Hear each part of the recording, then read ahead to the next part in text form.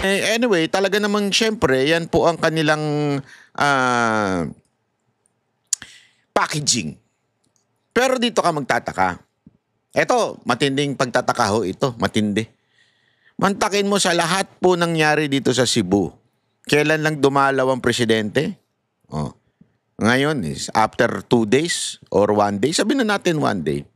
Pero merong hindi dumadalaw at malang hindi tumutulong. Sino ho yun? Ha? Ito. Yan.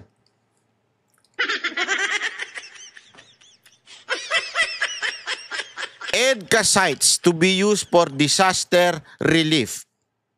Diba? Yung EDCA na yan, supposedly para daw yaan sa disaster. Bakit hindi ata natin nararamdaman? Yung, kasi yan na sinabi nila nun tutulong tong, ito. Baka sabihin ninyo nagsisinungaling ako, may news niyan. We have the EDCA sites. I thought these EDCA sites are there to help us in times of need, during natural disasters. Nasaan na yung ating friends, partners, and allies? Wala. Dr. Michael Batu. Wala yan, sir. Ikaw naman. Para-pareho pa kami ng damit, Nag-usap tayo? Hindi, Amerikaning kanya. Na lagi nilang sinasabi. And again, these friends, partners, and allies, it's just a motherhood statement, unfortunately, from the Americans. Hindi sila pwedeng asahan sa mga ganitong panahon, Admar. Look at what's going on. Diba? I mean, may lindol, bumagyo. Nasaan na yung mga EDCA sites na? I mean, we are just being used by the military-industrial complex ng Estados Unidos para magkaroon ng demand dun sa mga weapons at armas na pinoproduce nila. Hindi, baka naman pinagbabaril nila yung puno. Hindi, alam nyo mga kababayan, ito yung nakakalimutan ata ng na supposedly, yung EDSA sites na yan, yung EDCA, EDCA, supposedly, yung mga training na yan, yung gagamitin daw sa pagtulong. Di ba? Sa mga disaster. Pero naramdaman nyo po ba? Yung mga EDCA na yan, naramdaman nyo po ba? Parang hindi, di ba? Ewan ko sa inyo. Pero tila hindi ko nararamdaman yan. They're creating this idea na makakaroon ng digmaan, na merong threat, para may bumili ng mga armas. Yan. Yun yung nakikita ko dyan, Pero in terms of really genuinely helping us in times of need, I don't think so. Kung maalala nyo lang nung COVID, sinong bansa ang unang tumulong sa atin? Yan. It was China. China was one of the first countries that helped us. The United States, their help came a little bit later. Pro-China ka? Ano naman sasabihin nila? Pro-China ka? Ayaw nilang harapin yung katotohanan na tayo, kaibigan lang tayo ng Amerika pag kakailangan nila tayo. That's the truth.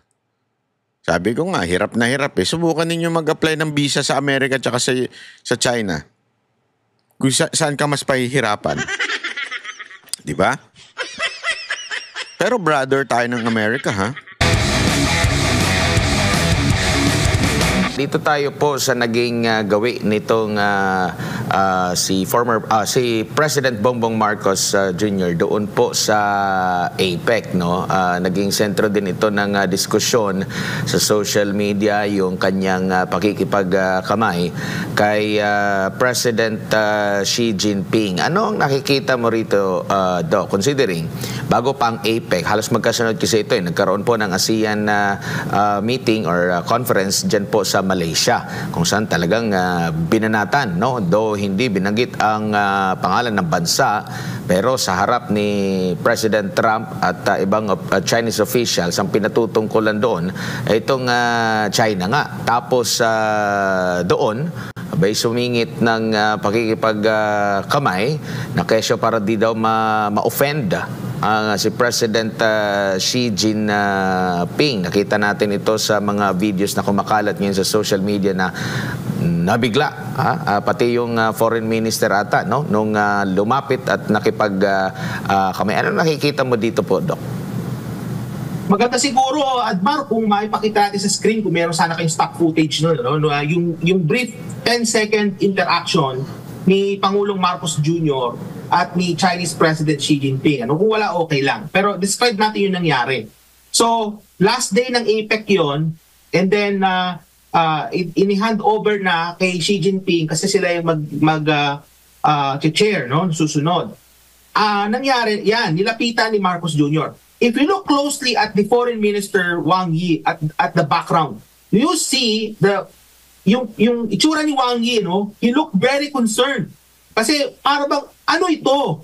What is going on? Kasi alam mo, Admar, sa mga international summit, no, sa mga conferences, lalo-lalo na yung mga involving world leaders, yung mga interactions amongst the world leaders, bagamat wala naman nagbabawal no, na lumapit sila sa isa't isa, kinakailangan niyang choreograph at mayroong protocol na sinusunod. May mga protocol officers yan.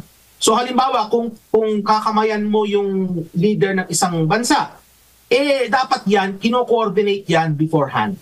No? So, ibig sabihin, tingnan mo among dyan sa interaction na yan, walang iba nakipagkamay na world leader kay Xi Jinping, si Marcos Jr. lang. And if you were to carefully analyze what happened there, ang daming sinabi, kung tinanong si Marcos Jr., ano po ba sinabi yun sa kanya? Ang dami niyang sinabi, no, na sinabi daw ni Xi Jinping, na may sinagot siya, pero 10 seconds lang yung encounter na yun. I don't believe that yung mga sinabi ni Marcos Jr. at sinabi daw ni Xi Jinping would have lasted that long na 10 seconds. And also considering... Hindi, gusto lang niya talaga kasi ng pa-picture. Alam mo naman yan si Marcos, bahilig yan sa sa, alam mo yun, pa-cute baga. Pa-picture lang yan, huwag kayo nagpaniwala dyan. Kasi keso marami daw siyang sinabi, ganyan-ganyan. Oh. Na kailangan din ng interpreter ni President Xi. So, I don't believe that everything na sinabi ni Marcos Jr. yun yung sinabi within that 10-second period. Now, setting that aside, optics matter a lot sa ganitong klaseng interactions. Bakit? Well, look at the context. If we look back, the Philippines government has been demonizing China for a long time. China has become the villain. No, the Philippine media as well has demonized the Chinese. No, dinidemonize nila yung gobyerno ng China and by extension the Chinese people. Kaya nga halos wala na tayong turista galing China because of that demonization. So, and then here comes Marcos Jr. reaching out, his hand to shake hands with Xi Jinping. Tingnan nyo sino yung lumapit at sino yung nilapitan. Si Xi Jinping hindi naman hindi siyang lumapit, hindi siya nag-initiate ng contact. It was Marcos Jr. who initiated contact, and that matters a lot. Parang ganito yan kung sino yung lumapit, ay siya yung may pangangailangan. China does not need us more than us needing China. Ibig sabihin, mas kailangan natin ng China kaysa ang China ay kailangan tayo. So yun yung pinapakitang messaging nito, no? I mean, although Marcos Jr. said that, kasi tinanong siya ng mga reporters Ang sabi niya, parang masyado naman kayong, para bang he brushed it off saying na, masyado niyo naman binibigyan ng interpretasyon yung interaction. I mean, although he sees it that way, but from the point of view of optics, and signals, iba yung pinapakitang signal nito na merong pangangailangan ng Pilipinas sa China. No? Yun yung sinasend na signal. Kaya, alam nyo mga kababayan, sa mga ganitong klaseng conferences, involving world leaders, what matters a lot is the optics yung galawan nila, binabantayan yan. Kaya nga may protocol, may protocol na sinusunod. And hindi lang yun, I mean, Marcos Jr. could have organized, a far more longer interaction with the Chinese leader. We are long overdue for such an interaction with the president. Hindi yung ganyan 10 seconds lang na nakipagkamayan. They need to sit down. Huwag mo naman binubuking masyado. Binubuking mo masyado, sir Booking na si Marcos dyan na tinatarantado lang yung mga Pilipino Huwag masyado. Now, Marcos Jr. and President Xi, they need to sit down and hammer out the issues surrounding the West Philippine Sea, surrounding tourism, economic growth and development for the two countries. Yun yung mga pinag-usapan. Hindi 10 seconds ka lang doon na congratulate. That doesn't bring economic growth and economic benefits to our country, that second interaction. If any, it only goes to show that we need the Chinese more than the Chinese needs us. Opo. And nabanggit din niya sa isang panayam na alam niya na magkakaroon ng magandang resulta ng usapan ang Estados Unidos at China, na magkakaroon ng moratorium yung US at China. At nakita naman natin sa mga posting, sa mga pahayag po ng Estados Unidos, panay papuri dito sa China. Nag-come up nga sila dito sa isang kasunduan at nabanggit pa yung mga bansang kapitbahay natin, pero hindi tayo kasama sa mga na-mention. Nandun lang tayo sa others at sa kabila ng mga... Grabe pupunahin nyo pa yan Masyado kayo At least others tayo. Hindi na sa et cetera. Kasi may statement na ganun si Trump Nagpapasalamat siya sa mga bansa. Tapos tayo, hindi tayo nabanggit na doon tayo sa others.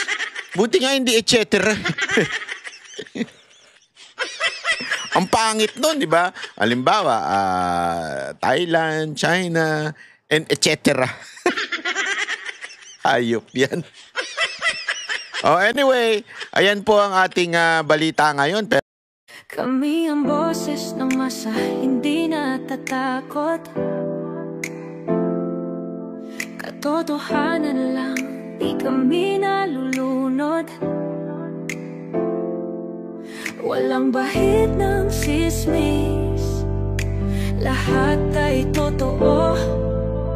Kahit sino ka pa, pag mali ka babanatan ka. Walang pinipili kulay, wala kaming kinikilingan. Basta para sa bayan, kami lalaban.